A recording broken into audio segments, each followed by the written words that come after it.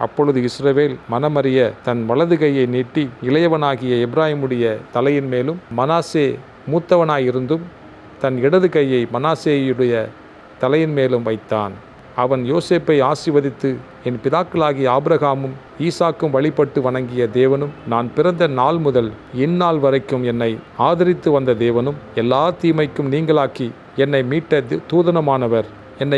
தூதனுமானவர் இந்த பிள்ளைகளை ஆசீர்வதிப்பாராக.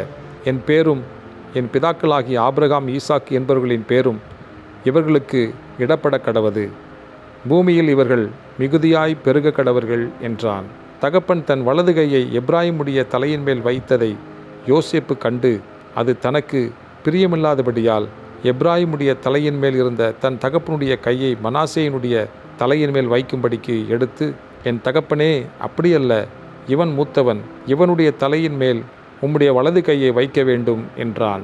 அவன் தகப்பனோ தடுத்து, அது எனக்கு தெரியும், என் மகனே, எனக்கு தெரியும். இவனும் ஒரு ஜனக்கூட்டமாவான், இவனும் பெருகுவான். இவனுடைய தம்பியோ இவனிலும் அதிகமாய் பெருகுவான். அவனுடைய சந்ததியார் திரளான ஜனங்களாவார்கள் என்றான். இவ்விதமாக அவன் அன்றைய தினம் அவர்களை ஆசீர்வதித்து, தேவன் உன்னை எப்பிராயீமைப் போலவும் மனாசேயைப் போலவும் ஆக்குவாராக என்று இஸ்ரவேலர் உன்னை முன்னிட்டு வாழ்த்துவார்கள் என்று சொல்லி எப்பிராயீமை மனாசேக்கு முன்னே வைத்தான். பின்பு இஸ்ரவேல் யோசேப்பை நோக்கி, இதோ நான் மரணமடையப் போகிறேன். தேவன் உங்களோடே இருப்பார். அவர் உங்கள் பிதாக்களின் தேசத்துக்கு உங்களை திரும்பவும் போக பண்ணுவார் என்றும், உன் சகோதரருக்கு கொடுத்ததை பார்க்கிலும் நான் என் பட்டயத்தாலும் என் வில்லினாலும் எமோரியர் கையிலிருந்து சம்பாதித்த ஒரு நிலத்தை உனக்கு அதிகமான பங்காக கொடுத்தேன் என்றும் சொன்னான். ஆதியாகமம் 49ஆம் அதிகாரம். யாக்கோபு தன் குமாரரை அழைத்து, நீங்கள் கூடி வாருங்கள், கடைசி நாட்களில் உங்களுக்கு நேரிடும் காரியங்களை அறிவிப்பேன்.